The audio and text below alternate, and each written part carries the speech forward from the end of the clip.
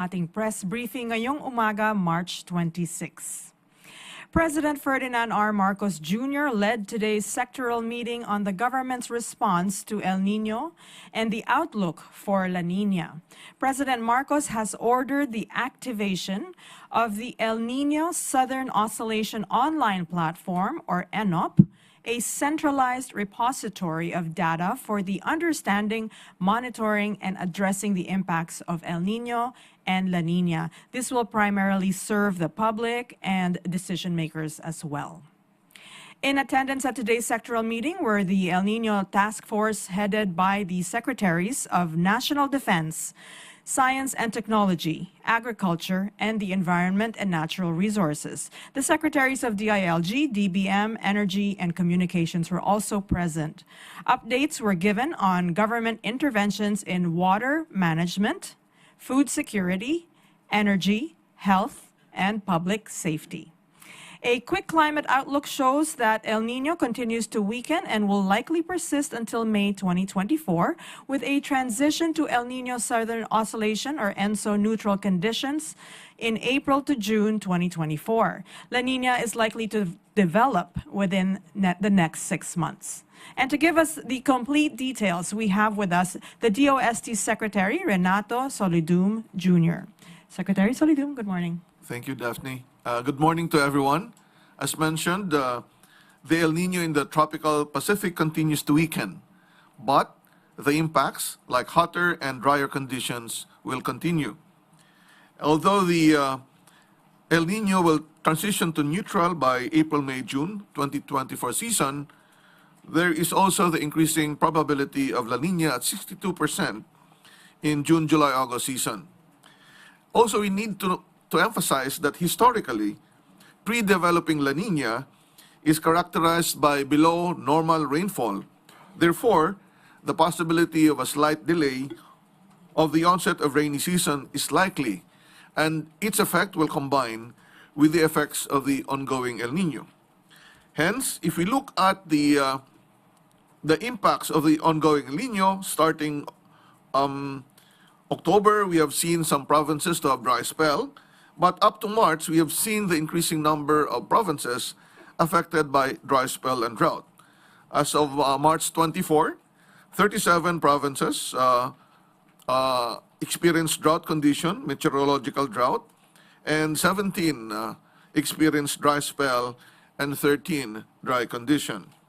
Now, the rainfall forecast would show us that by April, there will still be a lot of areas to be affected by way below normal rainfall, more than 60%, and also below normal.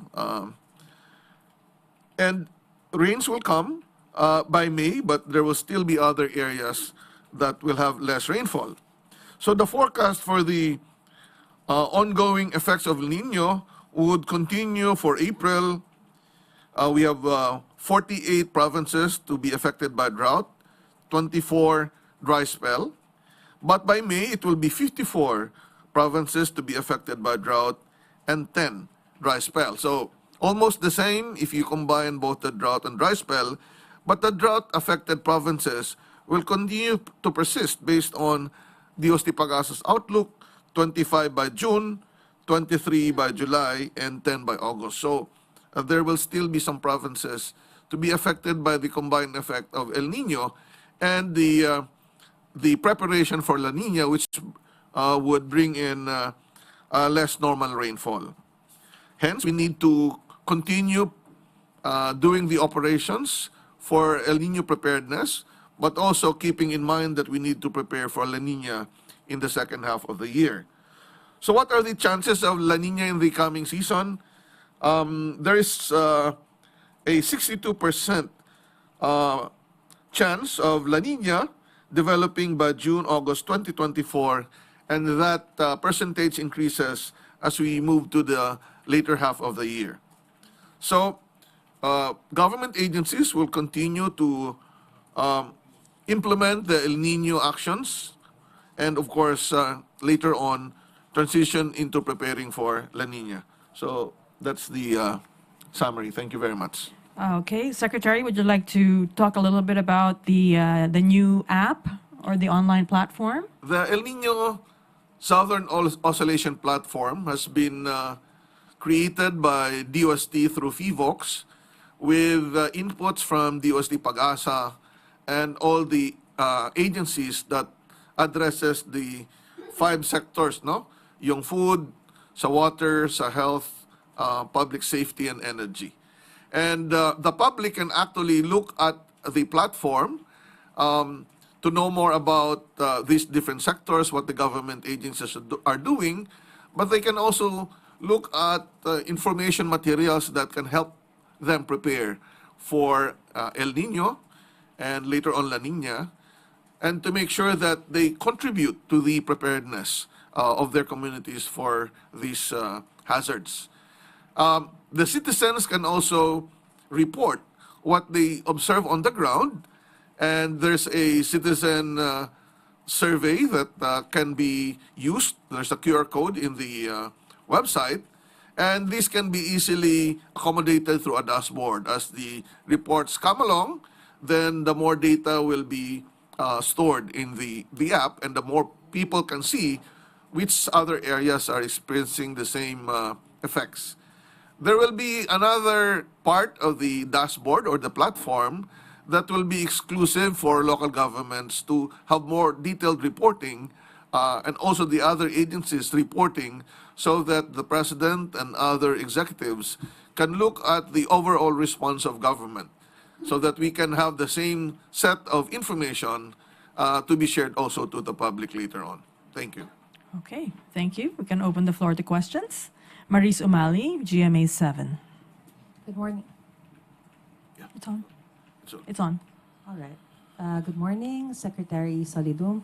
You mentioned a while ago that there are 48 provinces that will be experiencing drought in April, and it will increase to 54 by May, and 24 will be experiencing dry spell in April and 10 in May. What are the implications on the different areas that will be also experiencing a drought? And can you also cite to us these specific regions or areas in the Philippines that are particularly at risk from the impacts of El Nino? okay. By April, let me just cite the overall coverage of the drought and dry spell. By April, almost the whole country will be affected, no? Kasi total kasi ng ano yan 72, no? Both drought and dry spell. By May, the total is 64, so lesser number, and the less affected areas will be starting in southeastern Mindanao. Yung southern Mindanao, less affected na ng drought and dry spell. Now, the implication is that we will still have the same preparedness even though it's drought or dry spell. There's still lack of water. And so the lack of water will be the main factor for the different responses of both local government and the public. Sir, we just interviewed a week ago the National Water Resources Board, and they said there will be some areas that will be affected by the water allocation. How exactly are we considering this? Of course, there will be lack of water, as you've mentioned, in those specific areas, considering that there will be drought and dry spell. So with this condition that there will be a lot of water allocations in specific areas in Metro Manila, NCR, and some nearby provinces, how are you considering this, and what are the other actions being taken by the government? DNR is on top of the situation. Actually, the President has also mentioned that perhaps DNR can look at how to properly allocate the water depending on the time of day, because, for example, hospitals need to have supply water continuously, and the household would also need water, and the irrigation, the farmers would also need water. So NWRB need to ensure that optimum water allocation is implemented all over the country, and in particular in Metro Manila, in preparation for this prolonged effects of the combined El Nino and pre-preparation states of La Nina, standby deep wells will be reactivated. It's not ordered yet. And this will allow MWSS for the temporary use during El Nino. No? There were also constructions of new deep wells in the East concession areas, parts of Metro Manila and Rizal. This water allocation is really monitored by NWRB, so this will be covering the whole country. Okay, Jean Mangaluz. Hi, can I have a clarification on the app? Can you explain it a bit more so people are expected to download it? So this is a new app. Oh no, it's a website. Oh, it's a website. Yeah, it's a website, so they don't need to download, but it's very easy to use. You can see interactive maps. You can see the forecast and the actual El Nino events, the affected areas. But also they can actually look at videos and also information materials that they can read on, so that they can actually implement conservation strategies for both water and electricity. You could have a look at the app now. It's at the website now. Yeah, it's right there. https://enop@ndrrmc.gov.ph. So people can also report the Yes. situation. If you scroll the front page, there's a QR code that the citizens can report. And the dashboard can actually accommodate what they report. Okay, Alan Francisco, PTV4. Hi, ma'am. Hi, Sec. Good morning. Sir, what's the effect of this El Nino to our food sector? Well, DA has made a lot of preparation, and this was reported earlier on. The main issue is that we need to make sure that affected farmers are assisted, but to prevent the to mitigate the potential effect of El Nino, cloud seeding operations have been done in southern Cagayan and northern Isabela through the efforts of DA, Bureau of Soil and Water Management, DOST Pag-asa, and Philippine Air Force. And based on the experiences that we had, it can still be done and can be continued given the right clouds and advice of Pag-asa. And the plan is to make sure that this is in the mountainous areas upstream of dams, so that if ever there will be rain, then we can still store the water in the dams. Now, for the food sector, DA has implemented the alternate wetting and drying, and with the right seeds, because they used for this year 60% are hybrid rice, which would utilize less water. Actually, the yield has increased because you don't need the continuous water anyway for the rice. They also implemented the the quick turnaround, so that people can really plant right away and still use the available water in the soil. Now, for those areas that have problems, the repair and rehabilitation of water harvesting structures were implemented, pumps are being provided, and of course, alternate livelihood through the provision of like native animals, and of course for the fisher folk, they have alternate technologies that they can use. No, the DA is also monitoring the supply of basic commodities and agricultural products. Okay. Eden Santos, Net 25. Good morning po, Secretary. Nabanggit niyo po kanina, hindi pa pinag-uutos yung pag-reactivate po ng deep wells. Gaano po makatutulong itong mga deep wells na to? Parang hindi nata ganun kadami yung mga available pong deep wells, especially dito sa Metro Manila. And then, gaano po kalaki pa yung ating water conservation sa mga dams bago po dumating yung La Nina? Okay, sa ulat ng DNR, yung critical dyan, yung bandang buwan ng Mayo, na kung saan yung level ng mga dam ay baka nasa mababang level na based on the operating level. Kaya ito mga deep well ay makakatulong sa pagbibigay ng dagdag na volume ng water. Alam niyo naman na hindi natin pinagpatuloy ang paggamit ng mga deep wells sa mga lugar na mayroon ng supply ang dalawang concessionaire. At iniingatan din natin na gumamit ng deep well kasi kapag sobrang gamit ng tubig, may epekto sa ground. No? So, kaya minamanage muna kung kailan ito i-operate at binabantayan ng mabuti. Ilang deep wells po yung meron tayo kung merong dati sa DNR? Wala akong sa ngayon na datos na matatandaan ko. Pero sinabi ng DNR na may mga standby deep wells na sila na na-identify.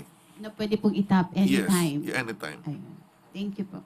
Okay, Maricel Halili, TV5. Hi, Sec. Magandang umaga po. Sir, you mentioned earlier na meron tayong 62% chance of experiencing La Nina by June. So what should we expect during the transition period? Ano po yung pwede nating maranasan? Yung 62% by June, ito yung probability na magkaroon ng La Nina in the next 6 months. So, ibig sabihin, yung epekto ng La Nina, hindi naman makikita kagad yan sa June. Baka later parts pa ng second half of the year. Pero dahil sa historical data, bago mag-La Nina, ang mga dumarating na hangin ay mainit at tuyo. Kaya kahit nagkakaroon na ng paghina ang El Niño, na ang epekto ay kunti din ang ulan at tuyo din ang hangin at mainit, nadagdag pa ngayon yung pre-La Nina preparation months. So naprolong ngayon yung buwan na meron tayong mga drought. So yun po yung magiging epekto, na delayed yung onset ng rainy season. So our actions that before were intended ng parang second half lang ng year, kailangan natin ipagpatuloy hanggang third quarter for the El Nino or the drought effect. So, ibig sabihin, sir, hanggang kailan po natin posibleng maranasan yung matinding tagtuyot? Ang nabanggit ko kanina, meron pa ring mga probinsya na may drought by August. No? 10 drought and 1 dry spell and 2 dry conditions. So, ang kasagsagan niyan is April and May, and then pababa na yung bilang June, July until August. September, wala nang nakikita so far ang pag-asa na drought condition. Okay, Harley Valbuena, DZME. Please pass the mic to the back. Hello, good morning, Secretary. Sir, even though the El Nino continues to weaken, do you still see the worsening of its impact given the onset of the summer or dry season? Ano po kaya yung epekto ng summer sa impact ng El Nino? Well, kasama na yung summer and El Nino combined, no? Kaya nga by April and May yung kasagsagan ng drought and dry spell. Yan yung talagang nabanggit na rin ng DOST Pag-asa yan. But because of the possibility of La Nina and the fact na dry and hotter, mapupulong ngayon yung mga months na meron pang drought condition hanggang August. But the preparation for El Nino and the actions that we should take should be continuous. Now, pagdating naman sa summer, kailangan nating pagtuunan din ng pansin ang epekto ng init ng panahon sa mga tao. Kaya ang DOH ay nagbibigay din ng mga babala patungkol sa kailangang pagprotekta sa ating katawan sa pamamagitan ng pag-hydrate, sa pamamagitan ng pagsuot ng tamang kasuotan, at from time to time yung mga nagtatrabaho sa labas ay sumilong at magpahinga. Okay, Alvin Baltasar, Radio Pilipinas. Please pass the mic to the back. Secretary, magandang umaga po. Secretary, kakamustahin lang po natin yung assistance natin sa mga magsasaka. In particular, yung water assistance sa mga farmers natin, lalo na doon sa Cordillera region. Ang DA nagbibigay ng mga tulong sa iba't ibang lugar sa Pilipinas at ang report nila base sa kanilang bulletin, may mga lugar na naapektuhan at natulungan nila, no? At lalong-lalo na dito sa Mimaropa kung saan sa Mindoro area ay nag-declare na ng state of calamity. Pagdating naman po sa Cordillera, may mga nabanggit na sunog before. Wala nang forest fire kundi grass fire na lang. At iniisip din na minsan kapag nagka-cloud seed ay makakatulong din sa pag-prevent ng fire sa mga kabundukan. Secretary, follow-up lang. Kasi ang ina-anticipate naman natin yung pagdating ng La Nina. Kamusta naman yung mga water reservoir natin para maiwasan natin yung magtapo ng tubig, maiwasan yung pag-aksaya ng tubig na umaapaw doon sa mga dam? Yung status sa mga water reservoir natin. Actually, yung forecast nga dyan sa ating mga dam ay pababa yung tubig. So kung pagsakaling dumating La Nina, sila ang magpupuno pa doon. But definitely ang isang siguro baka mamaya matakel sa second half ng ating press con with the DOE, yung concern sa magat na alam naman natin na bumababaw. Kaya madalas magpakawala ng tubig ng magat kasi bumababaw yung reservoir at lalo-lalo na apektuhan ito nung July 1990 earthquake, maraming landslide dyan sa paligid kaya lalong bumabaw. So that's the issue that they also wanted to look at. There's an ongoing meeting right now with the DOE and National Irrigation. So mamaya ang briefing natin with DOE. Katrina Domingo, ABS-CBN 2. Good morning, sir. Sir, can you explain to the public ano yung magiging effect ng La Nina on the strength and severity of typhoons in the latter part of the year? Okay. Pwede ko bang tawagin at ang ating star for all seasons, El Niño star and La Nina star? Sagutin mo yung epekto ng La Nina, yung in terms of the typhoon. Kasi sa El Niño, bumaba ang bilang ng El Niño. Mas maganda na sa climate modeler po natin manggaling yung specific na sagot. Harap ka na doon. So during La Nina po, usually po ay medyo mas dumadami yung bilang ng ating bagyo since yung pong pag-init ng temperatura ng karagatan, mas malapit yung pag-init sa atin. So therefore po, possible yung potential tropical cyclone development na mas malapit na sa karagatan sa atin. So that is why there is a possibility na during the last quarter of this year, possible po na medyo marami tayong bagyo. And usually, malapit po yung development ng mga bagyo. Therefore, yung preparation po natin medyo lumiliit po since yung mga chances po ng developing ng mga bagyo during La Nina mas malapit sa ating kalupaan. So that is why ibig sabihin niya, yes, mas maikli yung lead time. Yes. Ito bagyo mas malapit, mas konti lang ang panahon natin na maghanda. So dapat handang-handa tayo parati sa mga bagyo. Sir, so Sige lang. sir, so what is the average number of typhoons do we have in a year, and by how much do we expect that to increase with the onset of La Nina? Okay, may model kayo sa 20 at least, no? So yung El Niño naging 11, ano yung projection natin for the La Nina episode? For now po, by this year, mga around 13 to 16 na bagyo po ang possible po this year. So, ibig sabihin po, paring below normal dahil yung mararamdaman po kasi natin yung possible effect ng La Nina is last quarter of the year. So, for now po, 13 to 16 typhoons po for this year yung ating predicted, which is below normal dun sa average na 19 to 20 po. Sir, you mentioned that there will be a shorter lead time because of the frequency. Oh, the nearness because of of the where the nearness typhoon of the- will originate. Yeah. Sir, so what is the government doing to preposition programs, projects, or even goods ahead of time? In any case, ang DSWD naman, ang kanilang standard operating procedure ay nag-preposition yan kasamang OCD.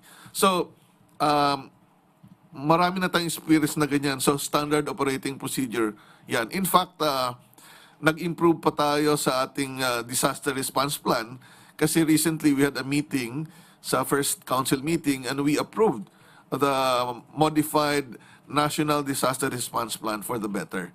At yan ay ina-anticipate. The issue now is people should really make sure that they're always ready. Kaya importante po yung LGU level and individual and family level preparedness pagdating sa mga ganitong panahon. Yung El Niño kasi, ang mainit na katubigan ay nasa eastern pa ng Pacific, Central Pacific. So kahit bumagyo doon, hindi abot sa Pilipinas. Ngayon, dito na yung mas mainit na tubig, mas malapit, kaya mas maikli lang ang kanyang tatahakin at dito na sa atin. Okay, Eden Santos, na 25. Follow up lang po ako dun sa bagyo na around 13 to 16 this year po, no? Parang kumonte kumpara dun sa 20, talaga taon-taon, hindi po ba? Ito po ba inaasahan natin mas magiging yung malalakas na bagyo or hindi naman po ganun kapaminsala gaya ng mga nakalipas na taon? Lagi pong may possibility na may mga bagyo na mapaminsala. So not only in terms of malakas yung hangin na dulot nito or possible po yung medyo maraming ulan. So dalawa po yung possible po na posibleng tindi ng magiging epekto po ng ating mga bagyo. So yun po yung kailangan din po nating paghandaan dahil nandito tayo sa combined effects ng El Nino, although weakening siya. So ito po namang La Nina. So medyo kung maaaring maging rain-bearing yung ating mga bagyo. So therefore, medyo maraming ulan pagdating po ng possible arrival po ng La Nina. And ito naman po, yung mga medyo malalakas yung mga hangin. Kapag medyo during the southwest monsoon or habagat, so possible naman din po yung mga malalakas na bagyo in terms of malakas na hangin. Mababawi natin yung tubig na mawawala sa El Nino.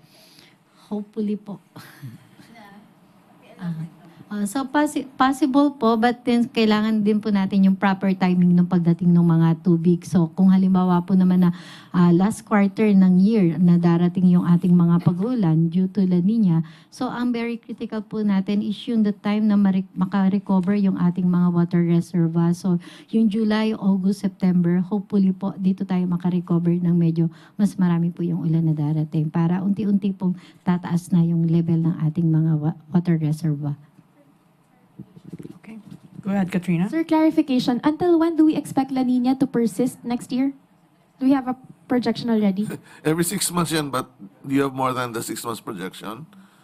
So for now, kasi nakikita natin at least first quarter of the following year and it is somewhat weak for now yung nakikita natin. So kailangan we need to keep on monitoring po. So parang yung ating progression last year sa El Nino, nag-update tayo every month. So just so that you understand, very dynamic yung weather system, so that's why we need to continuously update everyone. And this is why we have the online portal the online. to keep everyone updated with specifics on localities. So the online platform can make you aware of the potential El Nino or La Nina. And the more data that we actually provide to the platform, the better for the LGUs and the government to really respond to the effect more speedily. Thank you. Maricel Halili, TV5. Ma'am, just a follow-up lang po. Yung sinasabi po kanina na pag-ikli nung panahon ng pagbibigay ng warning and preparation, gaano po kaikli yung pinag-uusapan natin? Like kung ngayon, ilang araw po ba yung ginagawa natin pag natutuko Okay. yung... Hindi naman ganun kaikli. Yung sabing, may bagyo at darating na sa Pilipinas, mas maikli kasi yung distansya malapit.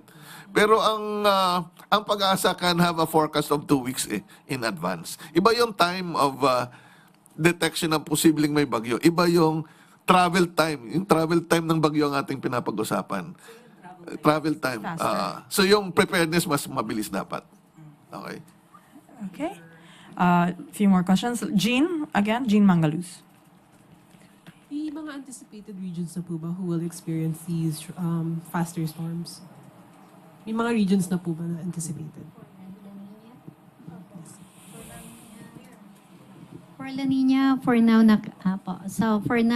so we need to keep on monitoring yung ongoing effects po ng El Nino. So for La Nina, hindi pa rin po natin nakikita what are the possible areas. But historically, during La Nina conditions, yung mga nasa eastern section ng ating country, especially Eastern Luzon and Eastern Visayas, as well as northeastern Mindanao. So yan po yung mga highly vulnerable areas po during La Nina conditions in terms of above normal or significant surplus po in rainfall. Okay. Tuesday New, DZBB. Please pass the mic. Thank you. Hi, sir. Good morning, ma'am. Sir, isa sa concern din natin is public safety, nabanggit po ninyo. Ano po? Can you expound, sir, on sa paanong paraan maaapektuhan ng El Nino at La Nina ang public safety, and how should the government intervene or address this? Yung public safety in two perspectives. One is on the the hot temperature pagdating sa sunog. Kaya ang DILG through the Bureau of Fire, lalo na pagbuwan ng Marso, di ba, fire prevention, talagang kailangan nilang mag-engage sa continuous education and empowerment of communities so that they can actually prepare for the fire. Pagdating din po sa isang effect ay yung kahinaan ng tubig dahil kulang ang ulan.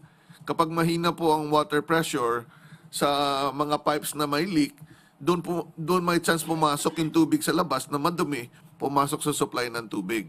Kaya binabantayan din ng DOH yung mga diseases related to water. No? That is why ginagawan din po ng paraan na yung mga non-revenue water, yung mga leakage water ay ma-prevent at yan ay sa pamamagitan ng pag-ayos ng mga pipe na may sira o luma. Okay. Well, thank you very much. First of all, thank you to Ms. Annalisa Solis, the officer in charge of climatology, agrometeorology of Pag-asa, and of course, Secretary Solidum of DOST. And thank you, Malacanang Press Corps. We'll see you in a little while. Thank you.